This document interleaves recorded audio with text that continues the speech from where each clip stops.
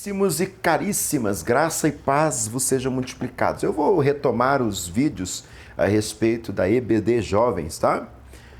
Estamos na lição 6. Natan, falando o que Deus mandou você falar. Eita! Será que pode? Um dos maiores desafios para quem serve ao Senhor é estar em sintonia com Ele. Falar em nome de Deus é um desafio, pois precisamos discernir quando Ele está ou não falando e não confundir a nossa vontade com a vontade dEle, ainda que a nossa vontade esteja aparentemente em sintonia com o Senhor. Nesta lição, veremos o exemplo de Natan, o profeta que precisou voltar atrás numa coisa que disse. Meu Deus! Eu sou o professor Daniel Ramos e te convido a se inscrever em nosso canal. Quem foi Natan? É a pergunta que não quer calar. Natan foi um profeta e escritor, descrito em 2 Samuel como homem de Deus, profeta. 1 Crônicas 29:29. E tem sido apontado como escritor das crônicas a respeito de Davi. Ele é apresentado como uma das pessoas que auxiliou na instalação do culto na casa do Senhor, por orientação do próprio Deus, ajudando na organização dos levitas que tocaram alaúdes e harpas. 2 Crônicas 29:25. Seu ministério junto a Davi e posteriormente a Salomão teve importância devido às suas ações. Sendo profeta, teve diante de si desafios com os quais só por orientação divina poderia agir. Sua ligação com a monarquia não deve nos surpreender, pois, diferente do rei Saul, Davi buscava ao Senhor e este respondia ao seu servo por diversos meios, inclusive usando seus profetas como Natan. Caríssimos e caríssimas, Davi também é tido por profeta. Ele compôs versos no Salmo 22, que são entendidos como profecias acerca do Senhor Jesus Cristo, como o desamparo de Deus na hora da crucificação e a repartição de sua capa. O profeta ligado à monarquia, que estamos falando aqui sobre Natan. Deus tem servos seus em todas as esferas da sociedade. Tem muita gente que acha que só pobre que é crente. Está muito enganado. Aqueles que estão em posição de poder e temem ao Senhor podem e devem depender dele em seus atos. Natan, como veremos, era uma pessoa ligada à monarquia, ligado diretamente à pessoa de Davi, o rei. E estando nesse círculo social, foi usado por Deus para falar com a pessoa do rei. Não nos é dito como ele e Davi se conheceram, mas nos é informado que Davi respeitava bastante as palavras de Natan, a ponto de ser, inclusive, confrontado pelo profeta sobre um pecado e pedir perdão a Deus. Daniel também foi usado para falar com reis, mas não em Israel, e sim lá no exílio babilônico. Daniel é um profeta estrangeiro, né? Ou melhor dizendo, um profeta em terras estrangeiras, né? Porque ele é da terra de Israel, evidentemente. Nisso não há quaisquer problemas, pois Deus fala para com os poderosos. Ele é longânimo para conosco, não querendo que alguns se percam, senão que todos venham a arrepender-se. Segundo Pedro 3:9. Ou seja, Deus usa seus profetas para falar com os reis dentro da casa e com os reis fora da casa. Profetas, servos de Deus. Os profetas eram homens e mulheres usados por Deus para trazerem a sua palavra de forma impactante. Suas palavras vinham direto do próprio Deus. Não era fruto de um estudo de textos bíblicos, de uma organização em forma de sermão, da retórica para a comunicação, nem da prática da homilética. Você está vendo que o autor aqui coloca bem diferente a perspectiva de profeta e de pregador. É isso que ele está salientando aqui para nós. A revelação direta de Deus era a sua fonte, e suas profecias poderiam se relacionar a eventos futuros ou a situações correntes de seus dias, como a injustiça social, pecados individuais ou nacionais. Nas Escrituras temos nomes de diversos desses profetas e as suas mensagens permanecem, inclusive, como referência para os nossos dias. Vamos refletir um pouco? Você crê que Deus escolhe seus servos para atuarem em locais de influência política? O Eterno deseja falar com pessoas e, para isso, pode colocar servos seus em posições sociais, onde serão usados para fazer a diferença e trazer a glória de Deus. Vamos adiantar mais um pouco aqui na nossa revista? Segundo tópico, confrontando o rei Davi. Um pecado consumado. Davi pecou contra Deus ao se envolver com uma mulher que não era sua. Esse texto é conhecidíssimo. Como resultado do seu adultério, a mulher engravidou e Davi, na tentativa de encobrir o seu pecado, mandou buscar o marido dela, que estava nos campos de batalha. Urias retornou da guerra, mas não foi para casa. Então o rei preparou um plano para que Urias fosse morto durante as batalhas. O que Davi fez foi criminoso, maligno. Além de adultério, se tornara agora um assassino. Ele já havia matado homens em batalhas, mas o que ele havia feito contra Urias não se enquadrou em uma morte por legítima defesa na guerra, se é que existe esse negócio de morte por legítima defesa em guerra. Isso aqui é grifo meu, tá? Deixa pra lá. Ele planejou a morte de um homem inocente, permitindo que este fosse morto covardemente pelo inimigo. Mesmo sendo um homem segundo o coração de Deus, Davi se deixou levar por seus desejos e por causa deles o rei pagou um alto preço dentro da sua própria casa. Só um grifo aqui. Tem decisões que nós tomamos, que a nossa casa inteira, às vezes até a nossa igreja, paga o preço. Pensa nisso.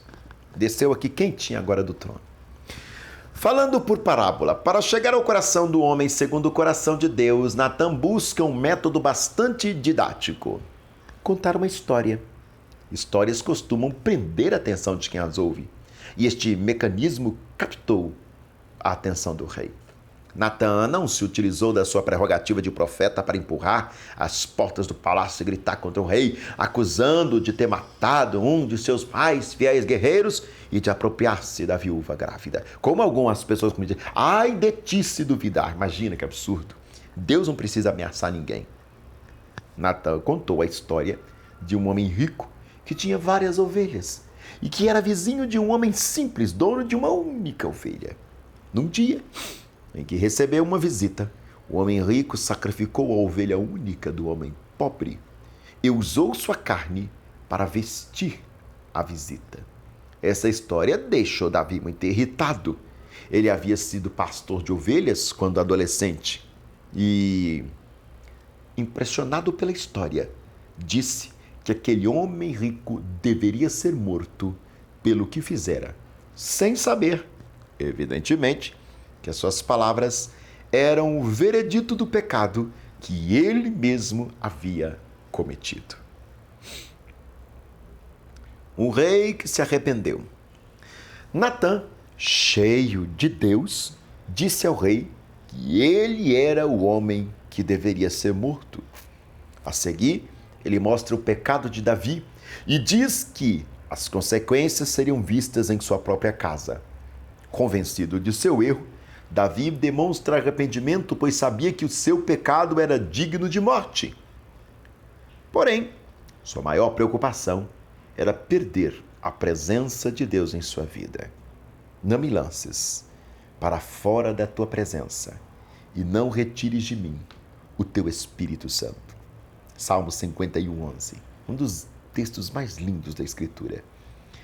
Diferente de Saul, Davi não se envergonhou de pedir perdão ao Altíssimo pelo pecado que cometeu.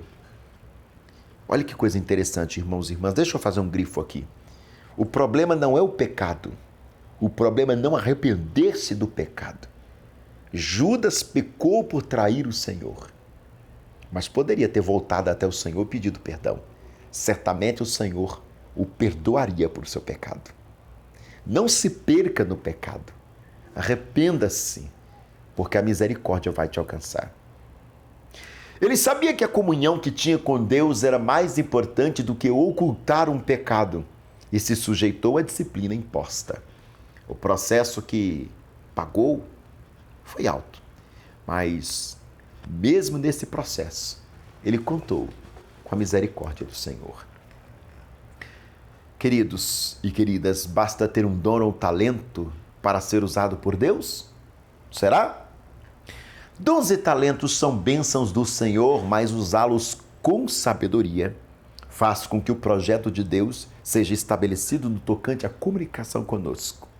Se você quiser, eu vou colocar o link da revista de escola dominical, onde trabalha sobre Jó, que é a lição dos adultos, para você ver um pouco a respeito de sabedoria. É muito lindo essa teologia sapiencial presente em Jó.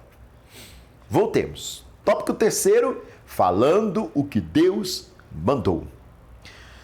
Um desejo ilícito. Sucedeu, pois, que morando Davi já em sua casa, disse Davi ao profeta Natã: eis que moro em casa de cedros, mas a arca do concerto do Senhor está debaixo de cortinas. 1 Crônicas 17, 1.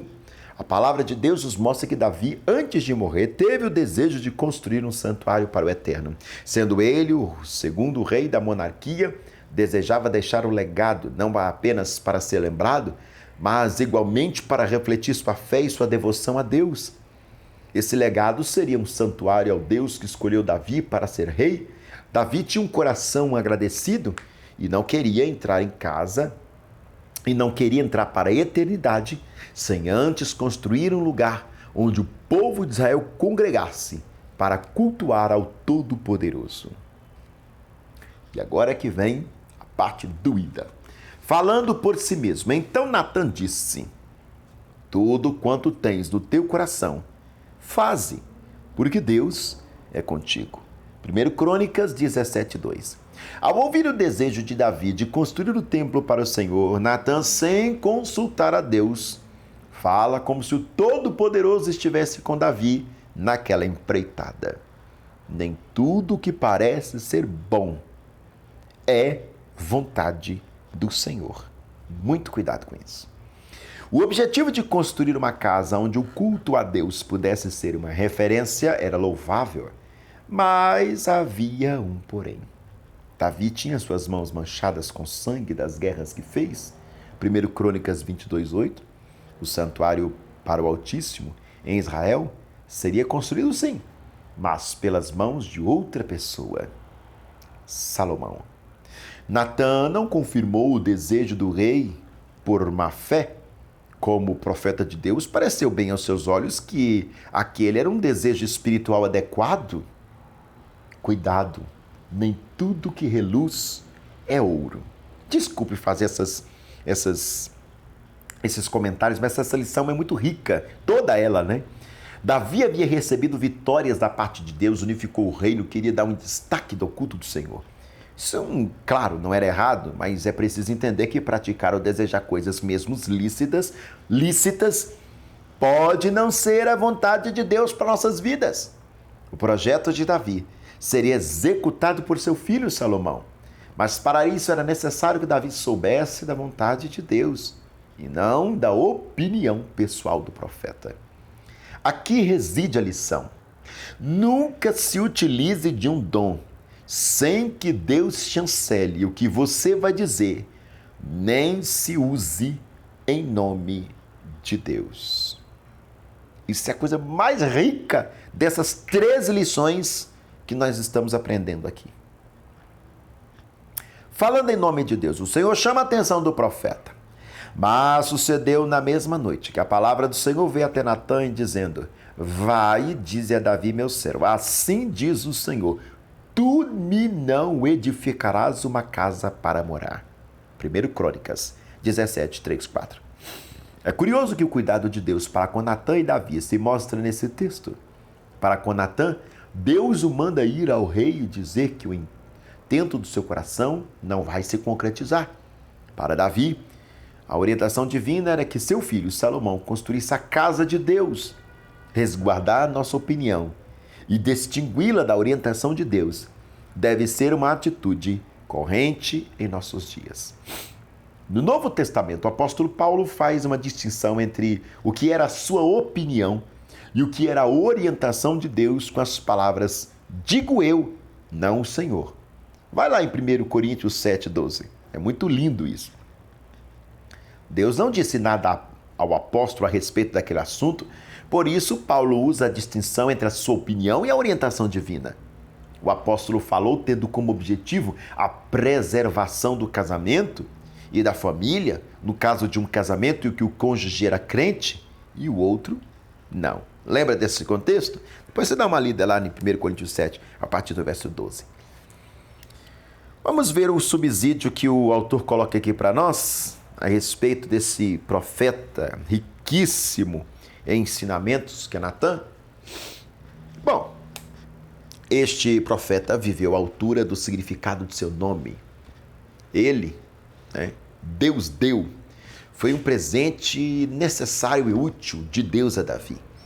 Natan, como porta-voz de Davi, e provou ser um amigo e também um conselheiro destemido, alguém que sempre estava disposto a fazer ou dizer a verdade mesmo quando sabia que o resultado seria uma grande dor.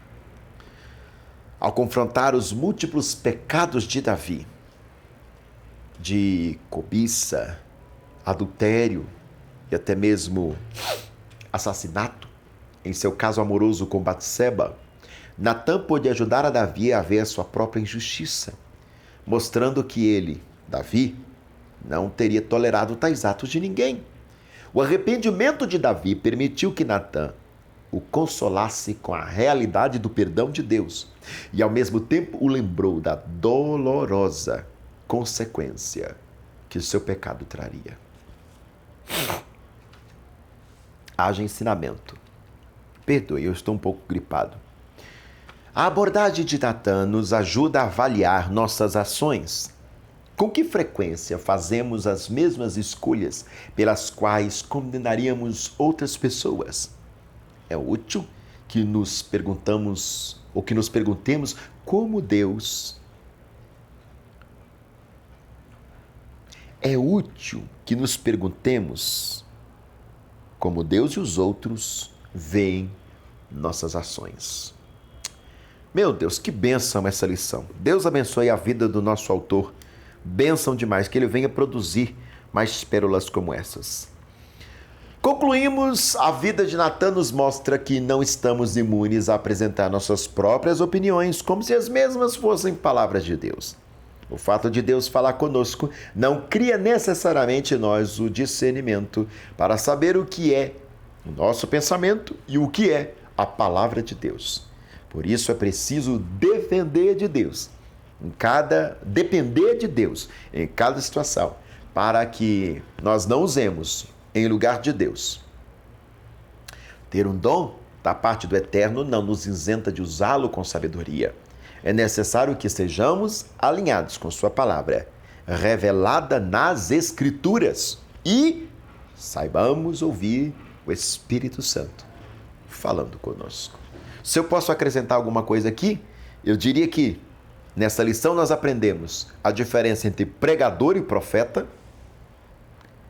e entre a minha opinião e a palavra inspirada de Deus. Deus abençoe sua vida. Beijo no seu coração.